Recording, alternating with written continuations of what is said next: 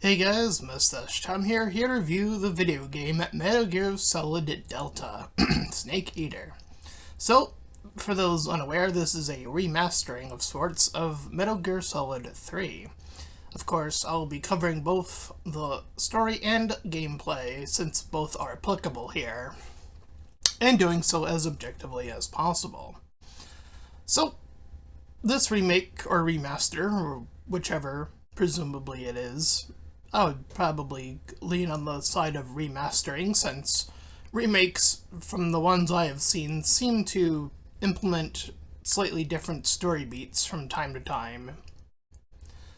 But I digress. Once directed by Hideo Kojima, brought back by Konami, surprisingly, when they realized they could make money from this game again. Wowee. But, you know, at least they didn't disappear his name again this time around. Anyway, as far as the story goes, this follows Snake in his original mission, his first ever mission in terms of the timeline of Metal Gear. There's political intrigue about the Russians, about the conflicts that had arisen at the time, and it is up to Snake to try to end this potential future threat, that being, of course, a Metal Gear from being built. But to do so, he must infiltrate, sneak on by, and ask a whole lot of questions along the way. And in doing so is confronted by various agents and double agents and villainous types, and beings with not so average powers or abilities along the way, with which each passing moment more political intrigue and swapping of sides takes place. It seems as if the story progresses, the characters like Ocelot go from a cross to a double cross, suggesting that there are more sides at play outside of the Americas, Snake, Russia, and perhaps even other factions, as implied through the game. So yes, this obviously hits on a very early, out of the Cold War into future war mentality. And so, it is Snake's job to try to prevent said Metal Gear, and is eventually successful in doing so, which eventually would give him the name of Legendary Snake. But there is one little hiccup, major hiccup, in the boss. Now, this is a compelling character, as she provides some of the most political messaging in the entire video game. Now, why I keep saying that is I've heard on the YouTubes over the years to keep politics out of video games time and time and again. And I simply have to say, fuck that. Fuck that idea and fuck that notion. If you have a good story to tell, and it happens to involve politics, then by all means, tell your story. Because Metal Gear is a political stealth game. It really is, at the end of the day. And it is one of the most successful franchises out there. There's a reason it is being remade, and has been remade. So yeah, I will say, the story, at least this time around, since it's a remastering of sorts, is complete. That is to do a bit of mockery from Metal Gear Solid 5, The Phantom Pain.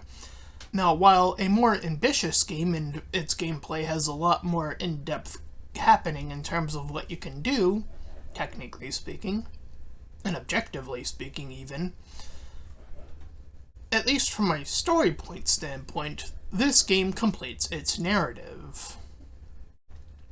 That being that Snake takes on the boss, as it was designed to be.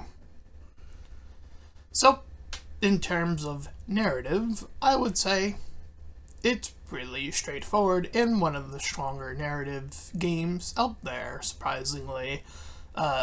Taking inspirational from real-life events and sort of sprinkling in that narrative along the way. It makes it feel like it's way more believable, like Snake could very well be a real person. That is the beauty of why this masterpiece is what it is, I think. So, it is to me to say that this is an easy, 9 or 10 out of 10 story game here.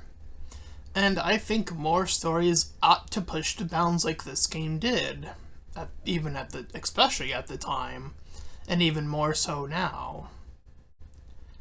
And its gameplay follows very much in that suit. Following in stealth mechanics, you can crawl, sneak, and shoot your enemies from a distance. But if you feel careless enough, you can go in action ablazing if you do really want to. The game does have penalty for it, as the enemies will obviously be on you, but it is conceivable to achieve that victory regardless. I think between the two games, Phantom Pain does do a better job of it does a more obvious job, I will say, not better necessarily. It does a more obvious job in telling you that there is two ways, that being sneakily or guns a-blazing style ways of play in that game. Here, you just sort of figure it out along the way. Of course, taking the stealth approach is more preferable in terms of the idea and concept behind the character, after all. And it is, and was, at least initially, each hurdle ended up being each boss. The first being, I believe it's the bug guy. When it first initially fighting this guy, it took a little bit of doing and understanding his tells, his pokes, and his prods, and all of his movements. So the game does have a little bit of a learning curve when it comes to at least the first boss. But there is a tell and a giveaway if you do enough exploration within each boss arena. In this case, if you go underwater, you can find a box of grenades, implying that if you throw a grenade at the enemy, that it will be a weakness, and it surely is. And each character from boss moving from this point will have very much the same thing going on. A very obvious weak point, a very obvious tell, and bits and pieces that are implied to tell the player something significant. For example, if you hit the boss a number of times, the boss's health bar will turn a different shade of gray. This indicates that the enemy cannot be hurt during this period of time, until it returns back to the whitish gray color that it is. And so on and so forth. This game can be played on multiple difficulties, and I will say, the room-to-room saving simplifies the more difficult competitive situations. I did manage to eventually beat this game on one of the harder difficulties, the one before the last difficulty. I think it's hard, the equivalent of hard mode in this game, and then there's extreme hard or something. Point being is that the game is surprisingly lenient on each area is like a mini room, as it were, and once you complete said mini room, your game will save, and, like, say, if you get caught, you can reset, and it will not penalize you for resetting the room. So, you can pretty much beat the game with quote-unquote not saving, as it doesn't count as a in-game save, so it doesn't count. So there are little easy ways to get around this whole method. Now, again, going from boss to boss, you have your old man who has like these three arenas that he runs between, and he's a sniper. So heavily, focusing on stealth here is more optimal, obviously, as always, but more often than not, you are in an arena where your enemy typically will know where you are. There is and I don't remember each character's name. I think that one was like, no, I actually don't remember.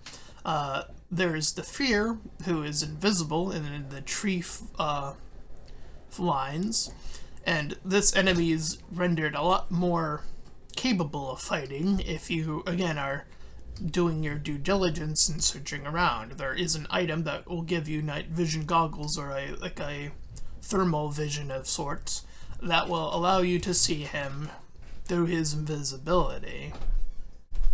This will allow you to much easierly track him, but there is a comeback mechanic for this one. If you don't have enough, if you let him linger down long enough, and he can grab supplies off of the ground, he will replenish his stamina. That is, if you're going for a non-lethal approach, of course. There is also a lethal approach to each boss as well. Just mentioning. Anyway, there is him, there is the old man sniper, there is the astronaut that uses the flamethrower. The whole bit of him is that his head is pretty much fully protected, and now you have to shoot him in the rest of his body, so that is the gimmick there. And of course, last but not least, of the Sorrow and the boss. The Sorrow is the reflection point of your game. It will show you the amount of people you've directly either killed or not killed. And if you have only defeated the bosses, then those are the only encounters in this long C section that will appear. If you have killed soldiers, then soldiers will meander toward you as you are shuffling through the water of the quote-unquote afterlife, as it were. And once you reach the end point, which is his skull bones and whatnot, to take a res pill on your left trigger to resume the game. I digress in saying that there are a lot of other gimmicks shuffled throughout the game, like the mini Bloodborne-esque type game that's more of like a nod to like almost vampiric, so again more akin to like a Bloodborne-esque type game that's attached to this one. And there's like Snake versus Monkey added to this. I don't recall that being in the original Metal Gear 3. I'm pretty sure it's not, but I'll get to that soon enough after talking about the boss. Now, the boss will require you to understand your CQC. So, during her starting attack, which she always does, you will notice a slight slowdown. This is your window of opportunity to pull the CQC button to counter her attack and allow you a counter attack, and eventually she will double up on her CQC moves, so you have to watch out for the second slowdown and do the same thing. Once conquering her, that's pretty much essentially the end of the game. It doesn't really matter which gun you choose at the end of the little cutscene there with Ocelot. Regardless, it's a fake bullet anyway. Just it's different in the cutscene that operates the play depending on which gun you pick. But if you are curious, it is the left gun that ends up being not loaded, and you can even see that it is if you pay close enough attention to the animation in which gun he loads. So the attention to detail in that is really nice, just as an added little fun fact. Anyway, so in terms of gameplay, the game is absolutely solid in that respect, and pun fully intended. The stealth mechanics work brilliantly. The only hiccup, I would argue, is not from missing at least a little bit from something you could do in Metal Gear 5 The Phantom Pain. That is, if an enemy is approaching you and you are behind a corner, you can CQC them if you're like at the edge of that corner and the enemy's like there, but you're like pressed against the wall. You can CQC that enemy in that game. You cannot do that here. That's the only CQC move that I'm aware that is not present. But outside of that, I would argue that this game is still relatively strong in terms of its mechanics and stealth approach. Or not so much if you, again, want to take that lethal approach. So there is the idea of that level of replayability on top of all of that. So, in terms of base game, I would still say that this is an easy another 9 or 10 out of 10. I think this is easily one of the best remasters we have to date in terms of remastering video games. Out of the ones I've played, again, I feel like this fits the more of a remaster versus a remake. So again, out of the remasters I've played, I'm going to reiterate that I think this is the best one so far. And with that, I will talk about Metal Gear versus Ape Escape. So this is something I believe is introduced here. It's a little mini game. It's a bit more of a goofy little thing where you can shoot some apes, capture them in each little area within a time frame, and that's about the end of that. So pretty straightforward and not much going on there.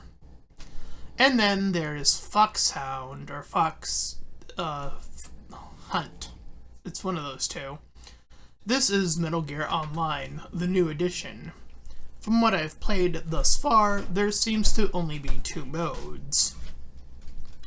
A sort of a get in the zone, the duck zone as it were, within a certain period of time, or, conversely, get a little frog critter and maintain it on your person by the end of the given time slot.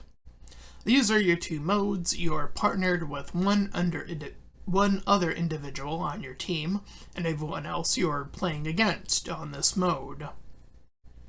Either mode, regardless. On the duck one, you have a few maps. I think there are currently either 3 or 4 or 5 maps totality, so there's not a whole lot of variety currently on the online play in terms of mapping. And you can select from the known playable characters, Snake included, and a variety of snakes in suits, and some of the generic soldiers as well, and some of the non-typical NPC characters are now playable in this mode. There are some notable ones that are bizarrely missing, I feel. Vulcan is missing. The Pain is missing, the B guy. I suppose the helmet guy kind of makes sense since his body structure would have to be probably changed slightly to fit that gimmick. And the old sniper guy, he's also missing. But again, maybe his body is like posed too differently, I don't know. Anyway, So those three characters are missing, but despite that, I would say there is a lack of current level design in terms of the variety here. In each map, though, there is like little gimmicks that they have added. Like sometimes they'll plant mines around the area, or fake body doubles, or mist as like little extra presets that come with the little maps that are available. So this invites, or it employs, more scanning of your surroundings and making sure you know what you're doing in each mode. Again, with the yellow duck mode being sure you're in the given zones, which shrink round by round, or have a frog in your possession round by round, which also shrink in the amount of frogs that are available. The weaknesses of that mode in particular is if there's an enemy running around and circling and doing all that jab, your character speed matches theirs, so there's really no ever hope of catching up. So you better hope you can shoot from where you are to where they are. Otherwise, it's a guaranteed loss, because they can just keep running around. So yeah, there's that. Outside of that mechanic, I would love to have seen more variety come from the online play. Metal Gear Online before did have a generic team deathmatch. I wouldn't mind having that back. Even in the original Metal Gear Online, there was generally customization, which allowed to mix and match the characters. And the characters like Snake, only one player on each team would get like the unique character, is how they would rule it back then. I feel like that is a little bit more special, and in fact, each character, when played, had their own special little abilities. This makes them really stand out, rather than here, where they're just come across as a skin rather than a unique character. So that's unfortunate of a downgrade, I feel, from the original Metal Gear Online to Fox Hunt. And its lack of modes currently is a little left to be desired, to be quite honest. So if I'm grading the online separately from the main game, I would probably say that the current score as of right now, without them adding anything else, at the time of this review, is a 5 out of 10. It's pretty meh. There's some enjoyability at first, but it definitely wanes down relatively quickly, unfortunately, I feel. And that's due to the lack of variety, mainly, I feel. And that pretty much covers everything within Metal Gear Solid Delta that is available. So, overall, its main game is insanely strong, its online has a lot left to be desired, and its little side content is a little something extra. And that's that. That is my full review of Metal Gear Solid Delta. If you ended up enjoying this review, then please feel free to like, comment, and subscribe. Also, make sure to check out those links in the description. One will head you over to my petition to help out small YouTubers. Second, to my PayPal, where you can help support me and my channel directly. And third, to my Discord server. You can join, collab, shield, all that cool stuff for free. And until next time, everyone, bye-bye.